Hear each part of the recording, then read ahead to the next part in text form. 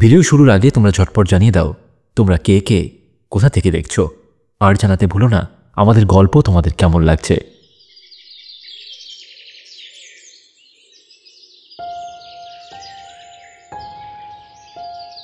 ফুলমণি, ও ফুলমণি, কই গেলি গা?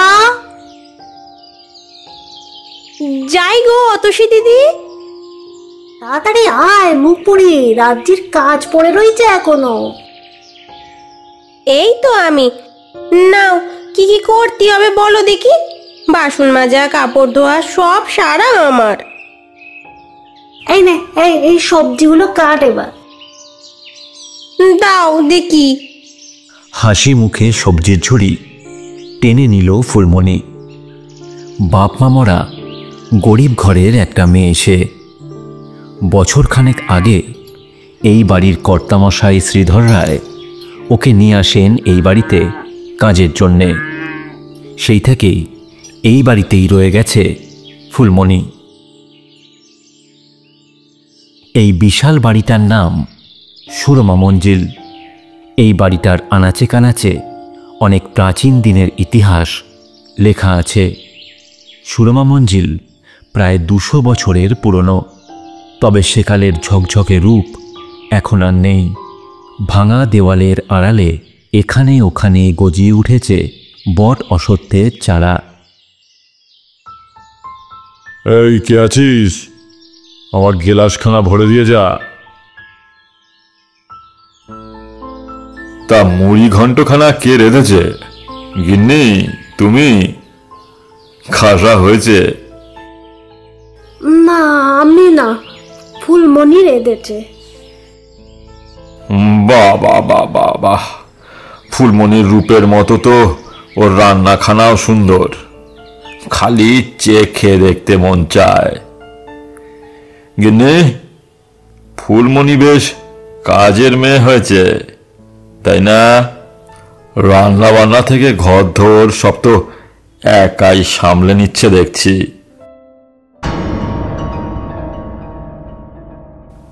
হ্যাঁ, তবে তুমি জানো তাকে নিয়ে বেশি কিছু ভাবতে যেও না। গ্রাম্য মেয়েটা বোকা শোকা, সহজ সরল, কিন্তু আমি তো জানি তোমার স্বভাব।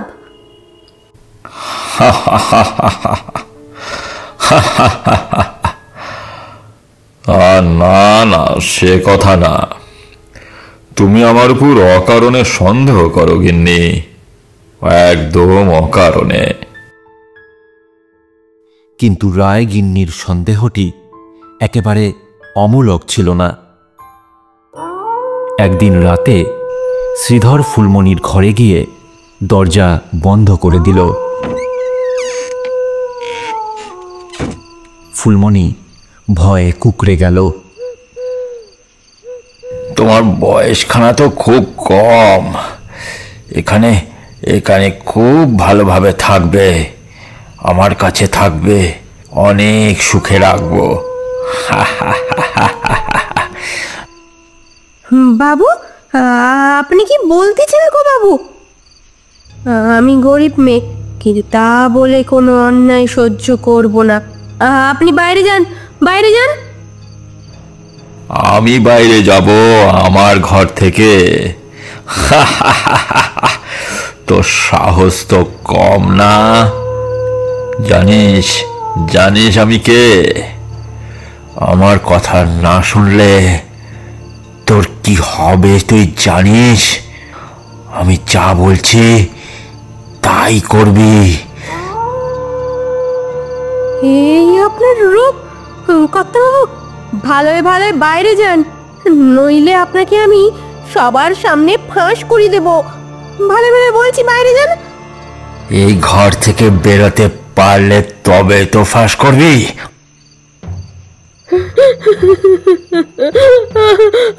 বাঁচাও, বাঁচাও! এই কোথায় যাচ্ছিস? এই ফুলমণি! সবাই শুনো গো, সবাই শুনো, সবাই শুনো গো, সবাই শুনো। বাবু আমার ইজ্জত নষ্ট করিতে চেয়েছিল, আমি কোনো মতে পালিয়েছি। সবাই শোনো, বাবু আমার ইজ্জত নষ্ট করতে চেয়েছিল, আমি কোনো মতে পালিয়েছি।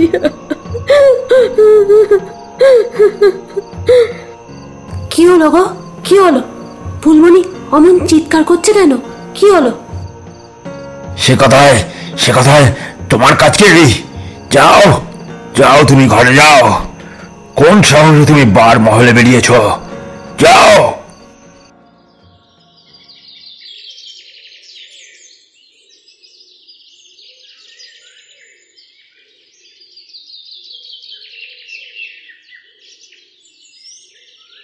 হুজুর, বলছিলাম কি, এই মেয়েটা মানে ওই ফুলমণি তো খুব বাড়াবাড়ি শুরু করেছে।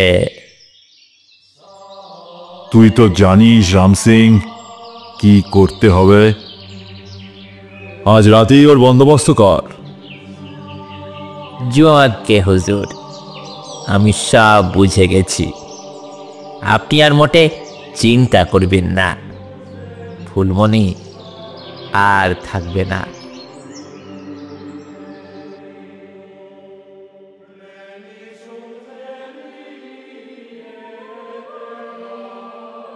সেই রাতে রাম সিং ঠান্ডা মাথায় পরিকল্পনা করল। ফুলমণির ঘরে তালা লাগিয়ে বাইরে থেকে আগুন ধরিয়ে দিল।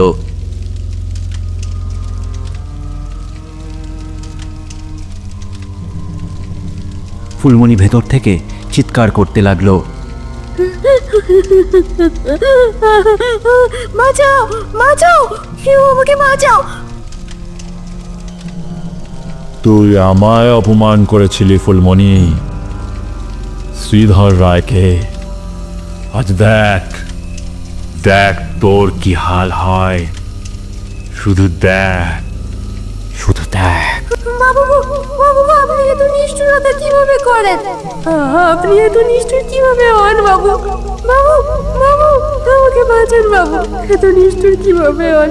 আমি চলে গেলাম, আমি চলে গেলাম। ওগো ওগো, কেউ আমাকে বাঁচাও। মেয়েটাকে কেউ বাঁচাও গো। ওগো ওগো, তোমরা কি শুধু দাঁড়িয়ে দাঁড়িয়ে দেখবে? আরে অতসী, তুই পাগল হলি নাকি? কর্তা বাবু তোরে আমারে শুদ্ধি পুড়িয়ে মারবে। চল চল এখান থেকে চল, ওইসব বড় লোকের কাজ, ওসব দেখতে নাই, আমাদের কড়ি খেতে হবে। চল চল, আমি বলছি চল। শেষ পর্যন্ত কেউ ফুলমণিকে বাঁচাতে আসেনি। ফুলমণি সেই ঘরের ভেতরেই পুড়ে ছাই হয়ে গেল। তার পোড়া দেহটা বাড়ির পেছনে কবর দিয়ে দিল শ্রীধর। কেউ কিছু বলার সাহস করল না, কিন্তু অপঘাতে মরা ফুলমণির আত্মার মুক্তি হল না। তার বোবা কান্না গুমড়ে গুমড়ে বেড়াতো সুরমা মঞ্জিলের আনাচে কানাচে। এর প্রায় ৩-৪ মাস পরের কথা। হঠাৎ একদিন ভোরবেলা জমিদার শ্রীধর রায়ের রক্তাক্ত দেহ খুঁজে পাওয়া গেল বাড়ির পেছনের একটা অশ্বত্থ গাছের তলায়। কেউ যেন প্রবল আক্রোশে খুবলে খুবলে আঁচড়েছে তার গোটা শরীরটা। অনেক থানা পুলিশ হলো, কিন্তু তদন্তের কোনো কিনারা হলো না। তারপর অনেক বছর কেটে গেছে। ওই সুরমা মঞ্জিল এখন এক নিষ্প্রাণ ভগ্নপুরী। সাল 2025। ধামিরপুর বাসস্টপে একটা বাস এসে থামল। অনেকগুলো সুটকেস নিয়ে বাস থেকে নামল সুমিত রায়। এই রায় বংশের একমাত্র জীবিত বংশধর সে। সঙ্গে স্ত্রী শুভ্রা। সুমিত এতদিন প্রবাসে চাকরি করত, এখন ব্যবসা করবে বলে উঠে পড়ে লেগেছে। এই রিক্সা যাবে? হ্যাঁ যাব। সুরমা মঞ্জিল। বাবা, সুরমা মঞ্জিল? তা সুরমা মঞ্জিল কেন? আর আপনাদের তো দেখিও নি এদিকে আগে। অত কথায় তোমার কাজ কি? ভাড়া পাবে, পৌঁছে দেবে, ব্যাস, এই তো। কারোর ভালো করতে নেই, ভালোর জন্যই বললাম, আর খ্যাস খ্যাস করছে। ওই বাড়িটা ভালো নয়, নইলে আমার আর বলবার দরকার কি, যত সব। এই থামাও তো, বাড়িটা ভালো নয়, যত সব মূর্খের দল। এ কি, ওকে এভাবে বলছো কেন? কেন বলছি সে তুমি কি করে বুঝবে? একবার বদনাম রটে গেলে ও বাড়ির দাম পাবো ভেবেছো? নামুন নামুন, এই আপনার সুরমা মঞ্জিল, নেন 50 টাকা দেন।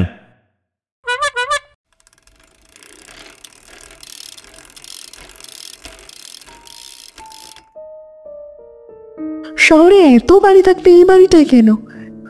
এটা এত অদ্ভুত লাগে আমার, কিন্তু তোমার এই এক গো। এই জমিটা খুব দামি শুভ্রা। আমি এখানে অ্যাপার্টমেন্ট বানাবো, আমাদের ভবিষ্যৎ নিয়ে আর কোনো চিন্তা থাকবে না।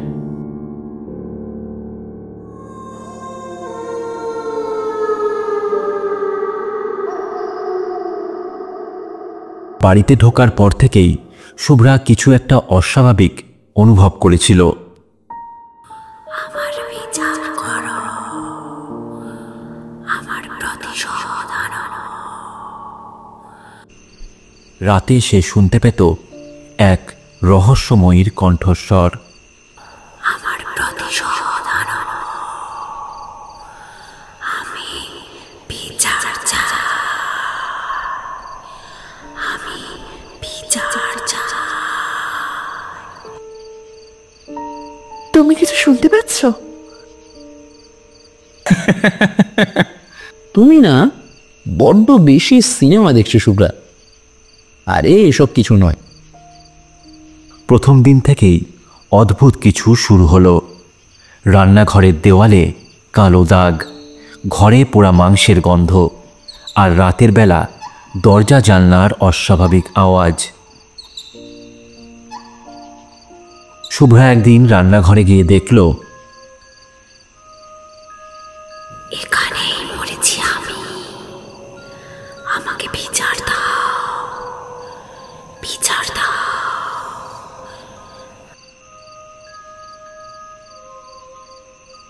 সুমিত, সুমিত, এখানে এখানে কিছু একটা আছে। যা, কি সব বলছো? এসব মনের ভুল, তুমি বেশি ভাবছো। কি যে হয়েছে তোমার আজকাল। কিন্তু শুভ্রা জানত বিষয়টা এত সহজ নয়। তারপর এলো সেই রাত। বাইরে তখন অঝোর ধারায় বৃষ্টি পড়ছে। কি একটা অশুভ সংকেতে শুভ্রার ঘুমটা সেদিন ভেঙে গেছিল। আমার বিচার করো, আমার প্রতিশোধ আনো, আমি বিচার চাই। জলের বোতল ভরে নেবার জন্য শুভ্রা রান্নাঘরে গেল। সেখানে গিয়ে দেখল একটি ছায়ামূর্তি দাঁড়িয়ে আছে ওর পথ আটকে। কে তুমি? কে চাও? একটি মেয়ে, তার গোটা শরীরটা পোড়া, চোখে এক অপরিসীম যন্ত্রণা। এই বাড়িতে তুমি কি করছো? আমি ফুলমণি, আমি আমার বিচার চাই, বিচার চাই। ফুলমণি, ফুলমণি, এত রাতে কেন এসেছো এখানে?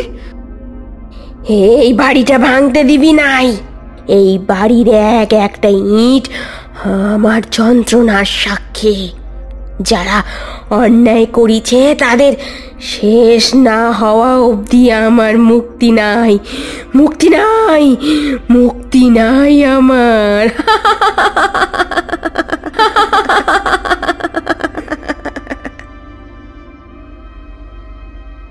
সুমিত, তুমি তাড়াতাড়ি এদিকে এসো, এসো। কি হয়েছে শুভ্রা? এখানে এখানে কিছু একটা আছে, অশুভ কিছু একটা আছে, একটা ভয়ঙ্কর ছায়ামূর্তি। আর আর এক মুহূর্ত এখানে থাকা ঠিক হবে না, এক মুহূর্ত না। প্রাণী বাঁচতে চাইলে এক্ষুনি এক্ষুনি এখান থেকে চলে যেতে হবে আমাদের। চলো চলো চলো সুমিত, কি হলো? চলো চলো সুমিত। এ কি, এ কি, কে ও? তবে কি সেই,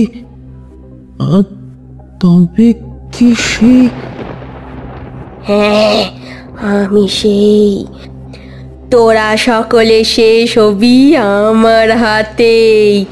আমি সেই। কেন, কেন তুমি আমাদের ক্ষতি করছো? আমি তো কিছুই বুঝতে পারছি না। কি বুঝতে পারছিস না বাবু? তোর পূর্বপুরুষ কি অন্যায় করেছিল তা কি কিছুই জানিস না তুই? তোর শরীরে ওই যে রক্ত, ও যে খুনির রক্ত, তা কি জানিস না তুই?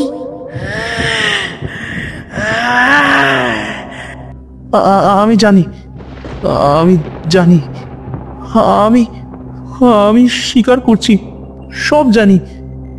কিন্তু কিন্তু আমায় ছেড়ে দাও দয়া করে। আমি কথা দিচ্ছি তোমার মুক্তির জন্য পুজো দেব। আমি অনেক অনেক টাকা খরচ করে বড় করে পুজো দেব। হ্যাঁ, সত্যি।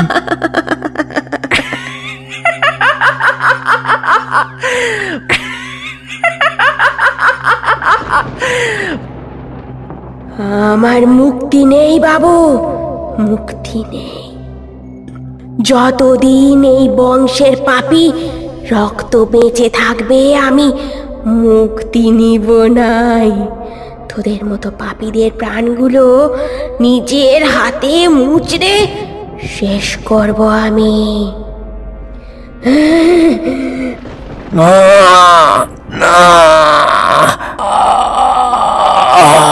সুমিত সুমিত,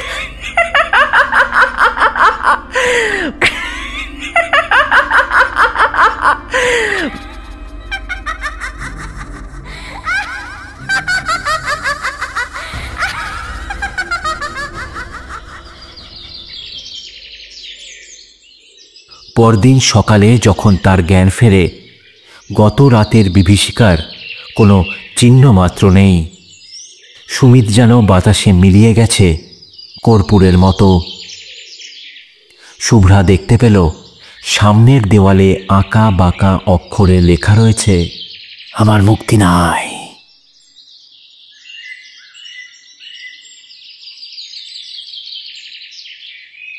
সেই বাড়িতে আর কখনো ফেরেনি শুভ্রা।